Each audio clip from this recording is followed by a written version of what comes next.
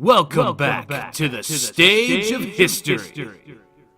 Kinda. What's going on there, friends and neighbors? ShinRobjira here, and before I start this episode off, I just wanted to update anybody that might have not seen this video right here. Yes, Rob's Godzilla Room reviews will be indefinitely ending probably until early 2020. The Bandai arc will act as the finale arc until then. I'm doing this because the Bandai arc is going to take a while, and I'm going to try and mass post a lot of videos throughout the coming weeks, just so I can further speed up the process of getting through this series. If you want any more information as to why and the whens and all that other kind of stuff, please check this video out. There will be a link in the description and at the end of the video. But anyway, let's get to talking about Gojira.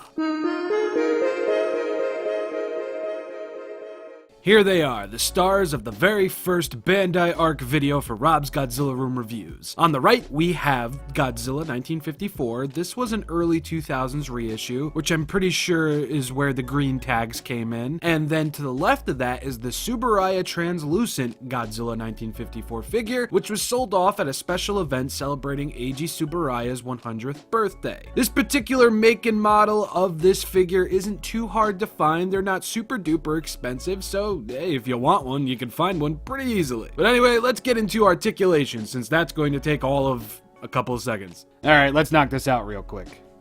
The arms can go all the way around. Just be careful, you don't want to scuff any of the paint on his nails.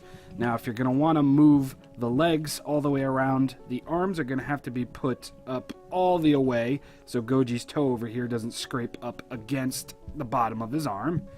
Me, I kind of just move it like that out of the way, so no scuffage happens. No scuffage that hasn't already happened on this figure, because I bought him secondhand. And as per Bandai Yuge, you're going to get articulation in the tail. Just like that. But there's going to be no articulation in the head. Second boy, same as the first. Arms can go all the way around. Although with this one, you really don't need to worry about scraping off toe paint because this guy has no paint. He's translucent and see-through. That's the same thing, yada, yada, yada. Yet again, no articulation on the head, but you get it in the tail.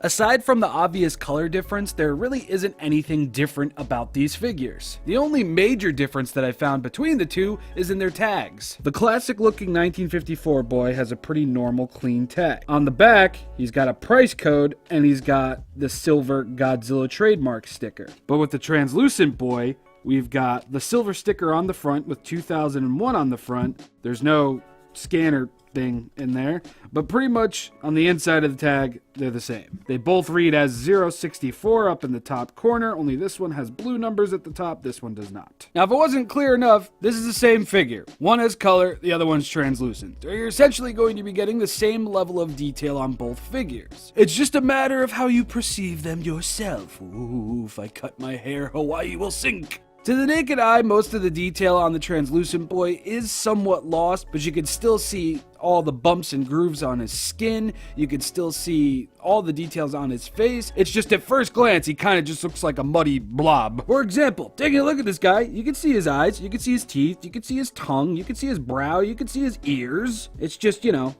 far away. Such things are kinda lost. I would in no way call that a weak point to this figure though, because when you really do look at this guy, the detail is very fantastic. And just like in my original video review for this guy, I always think that there's like sparkles on his dorsal plates, but it's actually just the little beads of detail that Bandai threw into this figure. Like, look at that. Isn't that cool? And you pretty much get that with all the dorsal plates leading all the way to the tail. It's actually one major bright side to getting a figure like this. You don't have to worry about scuffed fingernails, toenails, or dorsal plates. I got both of these figures around the same time thanks to my good friend Tom out there in Japan. Thank you, buddy. As always, love you. Congratulations on everything that's been happening for you as of late. I didn't even know this thing existed until Tom hooked me up with it. I essentially did this exact video, I think 6 or 7 months ago, but you know, I'm starting from the beginning when it comes to the Godzilla stuff. We're going in order. And I just love showing these two figures off together. I think it's really, really cool. We've got the original Godzilla. We've got the original Godzilla in his muddy puddle form. It's a terrible twosome, these two.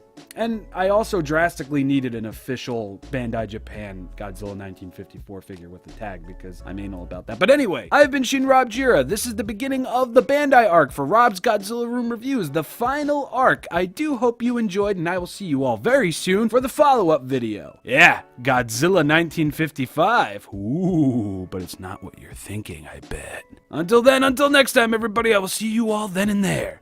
Bye, everybody. Oh, and may Skrionk be with you all. How rude of me. Sorry, it's been a while, like a week.